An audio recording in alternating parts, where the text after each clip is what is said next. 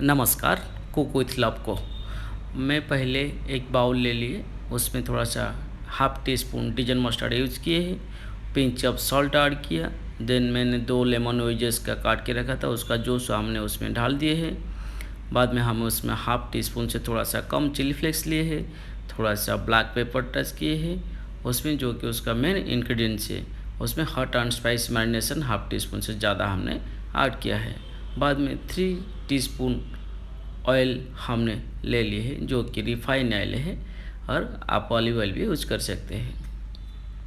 बाद में हम उसमें पार्सले ऐड कर देते, अच्छा से उसको मिला देते। आप उसके हुस्क में यूज़ कर सकते हैं, और हाथ से भी मिलाने के बाद आपने चिकन जो काट के पहले से रखा है हम उसमें डाल के अच्छा से मिला दिए हैं।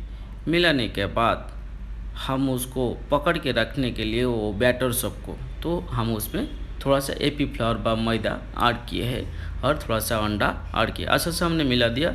उसको हाफ एन आवर के लिए हम फ्रिज में रखने के लिए भी उसको हमने रैप कर दिए।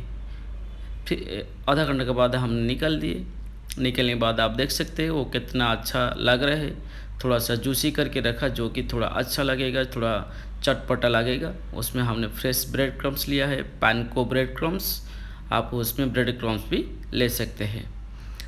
अगर बाद में हमने रेडी कर दिए, क्रम्स भी हमने डाल दिए। जैसे आज हम बनाने जा रहे हैं बास्केट चिकन थोड़ा सा स्पाइसी, थोड़ा सा चटपटा रहेगा, तो हमने अच्छा से उसको क्रम कर लिया। आप देख सकते हैं जो मेरा 2 पीस बनाया हुआ, एक ब्रेस्ट का चिकन मैंने लिया था, उसको काट के 2 पीस किया था।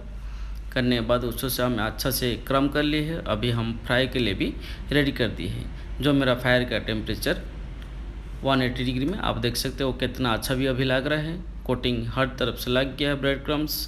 मेरा टेम्परेचर अभी रेडी है, 180 में आ गया है, तो उसमें अभी हम फ्राई के लिए रेडी कर दिया है। मेरा फ्रायर इधर हो रहा है, मेरा फ्रेंच फ्राइज भी रेडी हो गया है। हमने प्लेटिंग के लिए भी रेडी कर दिया, फ्रेंच फ्राई को रख दिया।